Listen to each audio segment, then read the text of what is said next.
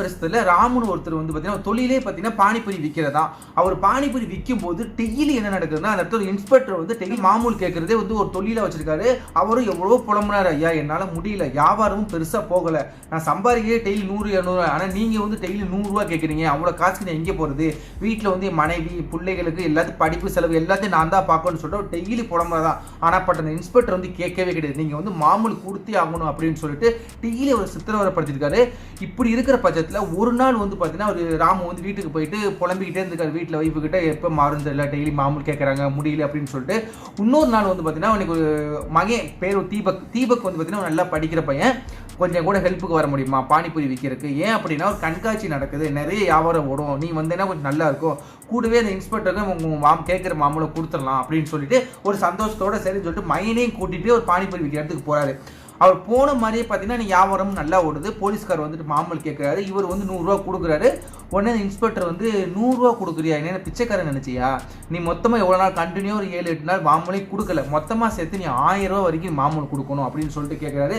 இதனால அவருக்கு என்ன பண்ணுறதுனே தெரியல, ஐயா என்கிட்ட அவ்வளோ பணம் இல்லைன்னு சொல்லிட்டு போராடுறாரு. பட் அந்த இன்ஸ்பெக்டர் கேட்கவே கேட்கல, நீ இந்த காசை கொடுத்தே ஆகணும் அப்படின்னு சொல்லிட்டு நின்றனால வேற வழி இல்லாமல் என்ன பண்ணுறாரு, அவன் வியாபார காசு மொத்தமாக பார்த்தாலே 500 ரூபா 600 ரூபாய்க்கு தான் ஓடி இருக்கு, அந்த காசு தான் இருக்குன்னு சொல்லும்போது அந்த கடையெல்லாம் அடிச்சு நுழைத்து கண்ணாப்புடன் ஆகிட்டாரு. இந்த ஒரு கஷ்டத்தோட பார்த்தீங்கன்னா இருக்கிற காசை கொடுத்துட்டு வந்து வீட்டில் வந்து அவர் ராமு படுக்கிறாரு.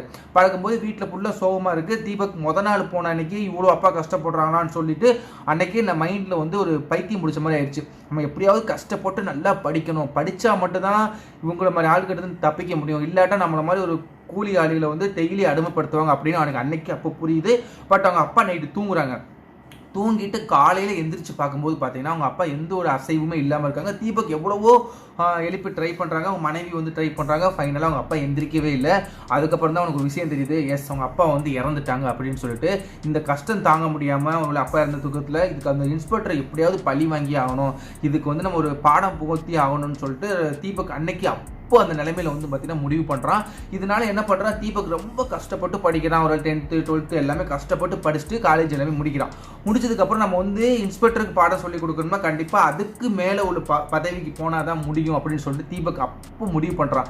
அதனால என்ன பண்ணுறான்னா அவங்க அம்மா கிட்ட ஹெல்ப் கேட்குறான். அவங்க அம்மா என்ன பண்ணுறாங்கன்னா தனக்குள்ளே இருக்கிற ஆண்ட பாதி இடத்த விற்று அவனை வந்து தீபக் வந்து படிக்க வைக்கிறாங்க. அவன் எதிர்பார்த்த மாதிரி ஒரு வெறி கொண்டு ஒவ்வொரு நிமிஷமும் படிக்கும் போதும் அவனுக்கு ஒரே ஒரு விஷயம் மட்டும் தான் மைண்டில் இருக்குமா, தான் அப்பா எவ்வளோ கஷ்டப்படுத்து இறந்தாரு, அவங்க அப்பாவுக்கு பழி வாங்கணும், அப்பாவுக்கு ஒரு நியாயம் கிடைக்கணும். அவங்க அப்பா வந்து தீபக் கிட்ட அடிக்கடி சொல்லுவாரான், நீ வந்து படித்து ஒரு நல்ல நிலைமைக்கு போனால் மட்டும்தான் உனக்கான மரியாதை எல்லாமே கிடைக்கும், ஸோ நான் கண்டினியூ படின்னு சொல்லிட்டு அவங்க அப்பா சொன்னனால அவனும் வந்து பார்த்தீங்கன்னா கஷ்டப்பட்டு படித்து பார்த்தீங்கன்னா ஓகே இன்ஸ்பெக்டருக்கு மேலே போகணும்னா நம்ம என்ன ஆகலாம் அப்படின்னு யோசிக்கும் போது தான் தெரியுது, நம்ம வந்து டிஸ்ட்ரிக்ட் கலெக்டர் மாவட்ட கலெக்டர் ஆனால் மட்டும்தான் நமக்கான அந்தஸ்து எல்லாமே கிடைக்கும்னு சொல்லிட்டு முடிவு பண்ணிட்டு என்ன பண்ணா சிவில் எக்ஸாம் எழுதுறான். அந்த எக்ஸாமில் ஃபஸ்ட்டு செகண்ட் தேர்ட் 3 எக்ஸாமே பார்த்தீங்கன்னா கஷ்டப்பட்டு படித்து பாஸ் ஆகிறாங்க. பாஸ் ஆனதுக்கப்புறம் வந்து பார்த்தீங்கன்னா அவன் எதிர்பார்த்த மாதிரி அவனுக்கு வேலை கிடைக்குது. வேலை கிடைச்சோடனே முதல்ல போயிட்டு பார்த்தீங்கன்னா அவங்க அம்மா கிட்ட தான் சொல்கிறான். அவங்க அம்மா வந்து ரொம்பவே சந்தோஷப்படுறாங்க. அவ்வளோ சீக்கிரம் அவங்க அவ்வளோ ஒரு இது நடந்து கிட்டத்தட்ட 6-7 வருஷம் ஆயிடுச்சு. 7 வருஷமும் அவங்க அப்பா இறந்ததும் அவங்க அப்பா பட்ட கஷ்டத்தையும் மைண்டில் வச்சுக்கிட்டு வெறி கொண்டு படித்தனால மட்டும்தான் அவனுக்கு வேலை கிடச்சிச்சு. அவனுக்கு வேலை கிடைச்சது வேற ஒரு ஸ்டேட்டாக இருந்தாலும் திரும்ப வந்து பார்த்தீங்கன்னா தன்னுடைய வீட்டுக்கே வந்து அந்த மாமூல் அந்த வண்டி கடைகளை நிறைய பேர் போட்டுட்டு அவங்க கிட்ட போய் விசாரிக்கிறான். இன்னும் இந்த இடத்துல மாமூல் தொல்லை இருக்கா என்ன எதுன்னு எல்லாத்தையும் விசாரிக்கும் போது அங்கே உள்ள எல்லாரும் சொன்ன விஷயம், ஆமா தொல்லை தாங்க முடியல, இன்னமும் வந்து மாமூல் கேட்குறாங்க அப்படின்னு சொல்லிட்டு அந்த இன்ஸ்பெக்டருக்கு ஒரு சரியான பாடம் கற்றுக் கொடுக்கணும்னு சொல்லிட்டு முடிவு பண்ணுறான் தீபக். அதனால என்ன பண்ணுறான்னா தானே வந்து ஒரு பானிபூரி விற்கிற ஒரு பர்சனா வேஷம் போட்டுக்கிட்டு அந்த இடத்துல போயிட்டு பானிபூரி விற்க ஸ்டார்ட் பண்ணுறான். அவர் அந்த இன்ஸ்பெக்டர் என்னைக்கு வராது, எப்போ மாமூல் கேட்கறது, எந்த மாதிரி நடக்குது எல்லா டீட்டெயிலும் கலெக்ட் பண்ணிட்டு கரெக்டாக அவர் வர்ற நாள் அந்த மாதிரி பண்ணுறான். அதே மாதிரி வராங்க. வந்துட்டு வந்து மாமூல் ஒவ்வொரு கடையாக கேட்கும்போது தீபக் கிட்ட வந்து மாமூல் கேட்கும்போது நாங்கள் எதுக்கு தீபக் மட்டும் அந்த இடத்துல இருந்துட்டு நான் எதுக்கு உனக்கு மாமூல் கொடுக்கணும், நீ என்ன பிச்சை எடுக்கிற அப்படி இப்படின்னு ஏகப்பட்ட மாதிரி தீபக் வந்து பேசிட்டா. அதாவது போலீஸுக்கும் அவருக்கும் தீபக்கும் சண்டையே வருது. ஒரு கட்டத்தில் என்னன்னா தீபக் கோவப்பட்டு இன்ஸ்பெக்டரை அடிச்சிட்டான். அடித்த உடனே பார்த்தீங்கன்னா போலீஸ் மேலே கை வைக்கிறியான்னு சொல்லிட்டு மொத்த போலீஸும் வந்து பார்த்தீங்கன்னா தீபக் அரெஸ்ட் பண்ணி கூட்டு போயிட்டாங்க.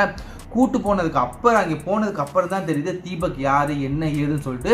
நான் அப்போ தான் ஒரு கலெக்டர் அப்படின்னு எல்லாம் தெரியுது. தெரிஞ்சதுக்கு அப்புறம் பார்த்தீங்கன்னா அந்த இன்ஸ்பெக்டர் வந்து ஐயா நான் தெரியாமல் பண்ணிட்டேன், தயவு செய்து நீ மன்னிச்சிருங்க, இதுக்கப்புறம் யார்கிட்டையும் மாமூல் எப்பவுமே நான் வாங்க மாட்டேன்னு சொல்லிட்டு கதறி அழுகிற அந்த இன்ஸ்பெக்டர்.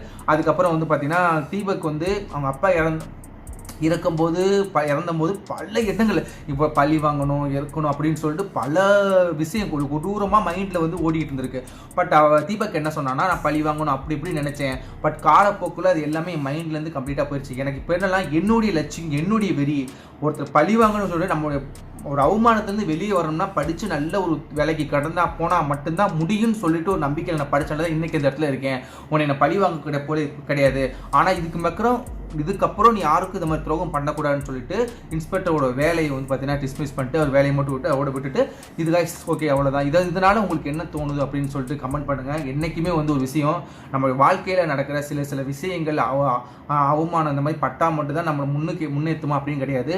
நம்ம கஷ்டப்படாமல் ஒரு இதுவுமே பண்ணாமல் படிக்காமல் எக்ஸ்ட்ரா ஒரு விஷயத்தில் வந்து ஆக்டிவாகவே இல்லாமல் ஜாலியாக இருந்தோம்னு வைங்களேன், பின்னாடி ஒவ்வொரு விஷயத்துக்கும் நம்ம பார்த்தீங்கன்னா அசிங்கம் அண்ட் அவமானம் பட்டுக்கிட்டே இருக்கணும்.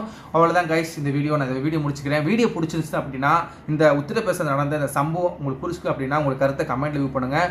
தீபகை பற்றி நீங்கள் என்ன நினைக்கிறீங்க அப்படின்னு சொல்லிட்டு அதையும் உங்களுக்கு கருத்தை வந்து கமெண்ட் லீவ் பண்ணுங்கள். இந்த மாதிரி நாளைக்கு ஒரு நல்ல வீடியோவில் பார்க்குறேன். நான் அது வரைக்கும் வீடியோ பெறுவது நான் உங்கள் ஆனந்தன். இந்த மாதிரி நிறைய வீடியோஸ் பார்க்கணும் நம்ம சேனல் அப்படின்னா ப்ளீஸ் நம்ம சேனலுக்கு போய் மறக்காமல் சப்ஸ்கிரைப் பண்ணுங்கள் கைஸ். தேங்க்யூ.